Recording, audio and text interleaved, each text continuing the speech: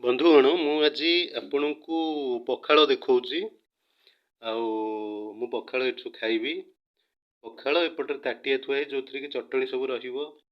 ଇଏ ରହିଛି ଆଳୁ, ବଢ଼ି ମାନେ ସାରୁ, ତାପରେ ପିଆଜ, ରସୁଣ, ଧଣିଆ ପତ୍ର, ବଢ଼ି ଚୁରା, ତାପରେ ଲଙ୍କା ଯେଉଁଟାକି ଭଜା ହେଇଛି। ତେଣୁ ତାପରେ ମୁଁ କିଛି ପଦ କହିକିରି ଆଉ ଟିକେ ଦେଖେଇଦେବି ଆପଣଙ୍କୁ ଏହାର ଆଉ ଟିକେ ଭଲକି ଦେଖେଇ ଟିକେ ବୁଝେଇଦେବି। ବନ୍ଧୁଗଣ ମୁଁ ବର୍ତ୍ତମାନ ଦେଖାଉଛି ପଖାଳ ସହିତ ଯେଉଁଟା ଅଛି ଆଳୁ, ସାରୁ, ବାଇଗଣ, ତାପରେ ପିଆଜ,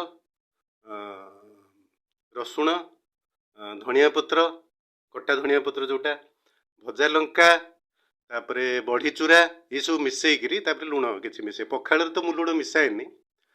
ଆଉ ମୁଁ ଏଥିରେ ଅଳ୍ପ ଟିକେ ଲୁଣ ଚଟଣିରେ ମିଶାଇ ତାପରେ ମୁଁ ଖାଇବି। ଆଉ ଆପଣଙ୍କୁ ଏସବୁ ଦେଖେଇଲି। ହଉ ଆଜ୍ଞା, ତାପରେ ମୁଁ ଦେଖାଉଛି, ତାପରେ ଆଉ ଥରେ ସବୁ ଦେଖାଉଛି ଗୋଟେ ଗୋଟେ।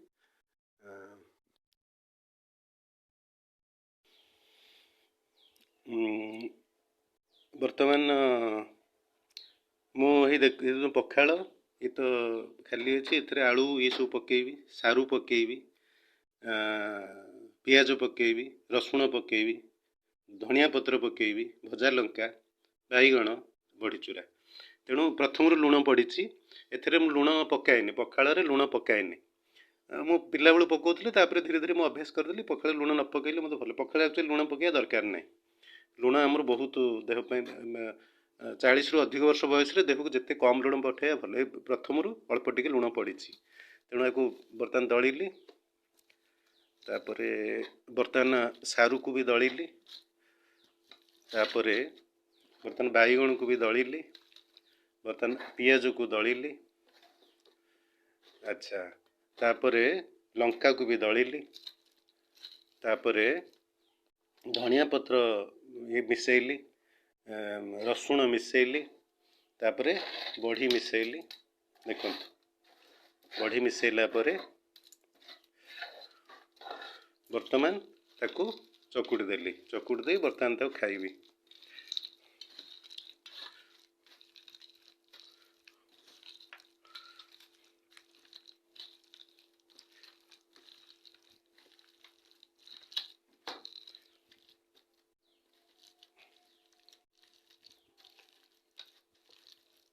ଆଚ୍ଛା, ଏଥିରେ ତ ଇଏ ତ ପଖାଳ ରହିଲା। ପଖାଳରେ ବର୍ତ୍ତମାନ ଖାଇବି। ଆଉ ଏଇସବୁ ବହୁତ ସ୍ୱାଦିଷ୍ଟ ହୁଏ।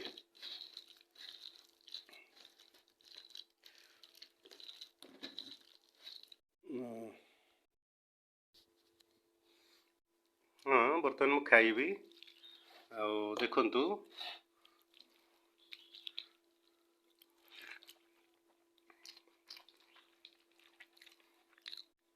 ବହୁତ ସ୍ୱାଦିଷ୍ଟ ହେଇଛି।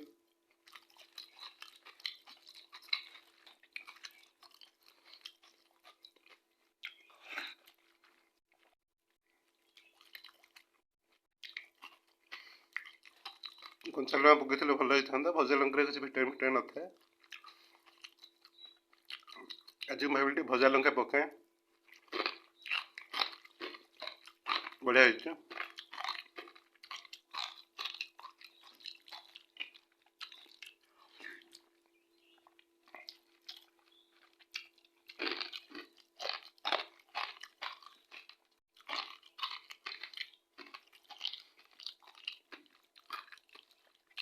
ଚଟଣି ବହୁତ ଅଛି, ବହୁତ ବେଶୀ ଅଛି, ଭଲ ଲାଗୁଛି।